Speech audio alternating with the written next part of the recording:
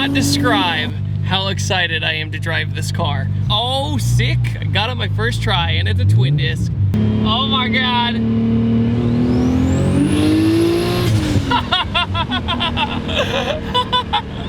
Oh my God. Oh my God.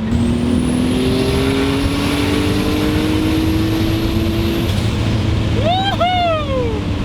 Okay, so, what we have here, INFINITI G35, not the 37, not anything newer, the OG in my opinion. The G35 is the Nissan 350Z with a tuxedo on it. It's the nicer version. INFINITI is the luxury brand of Nissan. G35 originally has the VQ engine in it. It's a V6, 3.5 liter. It's a pretty stout engine. It's the same engine as the 350Z, and it sounds pretty decent, but you are pretty limited power-wise on a budget. So what do you do when that's the problem? You get rid of it. So the owner of this car said, screw it, let me put a 2J in it. 2J all of the things. The 2JZ is now the import equivalent of the LS. Just 2J everything, LS everything. And the 2J in this car is pretty near stock. It has some head work done to it, ARP head studs, things of that nature. And it is so buttery smooth to drive. The owner's a little bit taller, so I'm kind of going like this to see over the dash. But it's amazing because I have this incredible INFINITI wheel in front of me with carbon fiber surrounding the logo. It's a very, very easy to drive car, except in first gear. The first gear is due to the twin disc that's very aggressive. This car makes mid 600 horsepower with a giant turbo.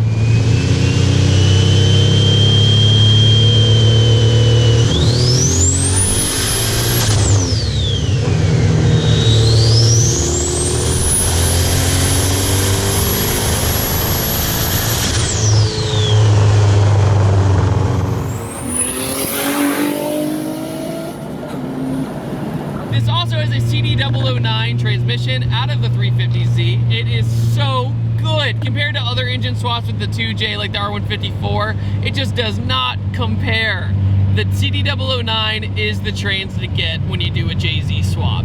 It just simply is. Every corner of this car has been touched. Every single one. It took 7 years to build this car, and rightly so. Even the floor mats are these beautiful diamond stitch. The Sparkos are incredibly comfortable and they fit perfectly on me. The interior of the G35 though, that's what's not shining here. Everything seems like hard, silver, cheap aluminum plastic in the middle, and the dash is just cheap plastic as well. But with the pillar pod setup, with the Sparkos, with everything else, you overlook that. How clean the engine bay is and how well done the swap was. The wheels on this, these beautiful gold wheels when they're rolling down the road make this beautiful illusion. The color is a Ferrari gray. I was trying to figure out the color and he finally told me it's from Ferrari, which I find fascinating. There is a little bit of lag with this turbo, but once you hit the power band, it just goes. It's nothing like when you have too big of a turbo and you're just waiting forever. This car's gearing and everything just came together so well. Tile wastegate, it just choo-choos like no other. It is just fantastic. This car is no slouch whatsoever, and it is already one of my favorite cars I've driven this year. The driving position actually is very good, and the G35 is a platform that a lot more people are going towards now. This platform is for a lot of people now because the 350Z and the G35 are slowly becoming kind of the new 240SX when it comes to a chassis. You can get these for stupid cheap if they're high mileage. The airbag light is on because of the Sparko seats though, so that's another thing. He drove all the way from Illinois to let me drive this car, so thank you so much. I'm having such a great time. There's something about a 2J. It's why I have one, it's why so many people have one. I will go into third gear, rev match it, and just, I won't even get in it. Listen.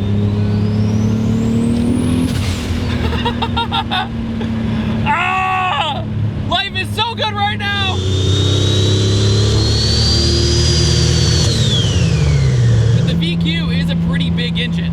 So by having a big engine, you need a big engine bay. Thus, that's why the 2J fits so very well. Another thing too I want to point out is this carbon fiber trunk with this beautiful built-in deck lid or ducktail spoiler, and at the same time, the color contrast just works. Like every gold wheels for me can either make or break a car. They're kind of obnoxious sometimes, but I personally love them on darker colors, on gray and black, things of that nature. And the exhaust doesn't drone. It's not too loud. It's more motor noise than anything, and that's when I think a 2J really shines. Sometimes you get people with these giant exhaust cans on the back, you know, traditionally known as the fart can on these cars, but this is perfectly set up. The rear diffuser on the back. Taillights, by the way, are sequential, so when he hits the brakes or he hits the turn signal, it goes over, kind of like a Mustang GT when it does that. It is powered on E85. We had to go hunt for a gas station before this video, but it does have a flex fuel sensor just in case we get stuck. A flex fuel sensor is the most important thing you'll ever do when you do an E85 setup, because that way, if you get stuck, you can put some pump gas in it and you're A-okay. It's the way to go.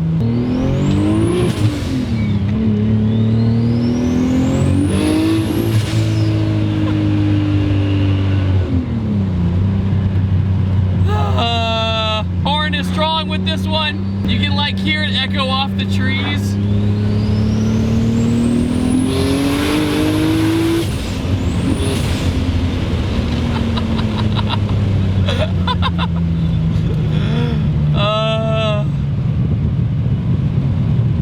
Woo!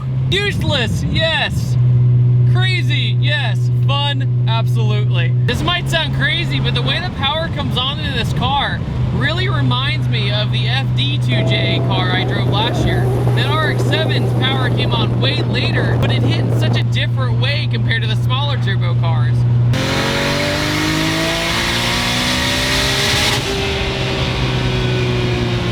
Every time I get on the car, even halfway through throttle, it's just a nice whiff. It's amazing. Wow. This thing has so much road presence too. It is very, very low, so I feel as though I need to kind of watch out for dips and things like that in the road, but it sits just low enough that where the side skirts and everything basically clear, which is remarkable.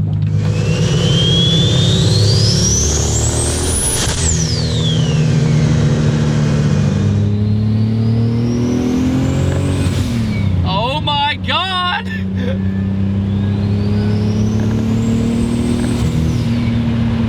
I could listen to that all day, every day.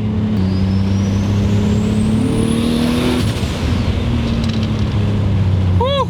You get up to speed so fast. It also has the carbon fiber vented hood up front. It's got a nice splitter up front as well. And the hood vents definitely probably help with some heat extraction, because 2Js in swap form at least, a lot of the times have one enemy, and that is heat. Almost everybody I know with a 2J setup battles heat a lot, but this thing hasn't budged in temperature, and I think that's pretty impressive. Do I think the 2J suits the G35? I think it really does, because if you look at the car and you hear the car with the 2J, it matches, right? Sometimes you get cars with engine swaps, and when it comes to the sound and everything, you're like, that doesn't look quite right. It doesn't sound quite right.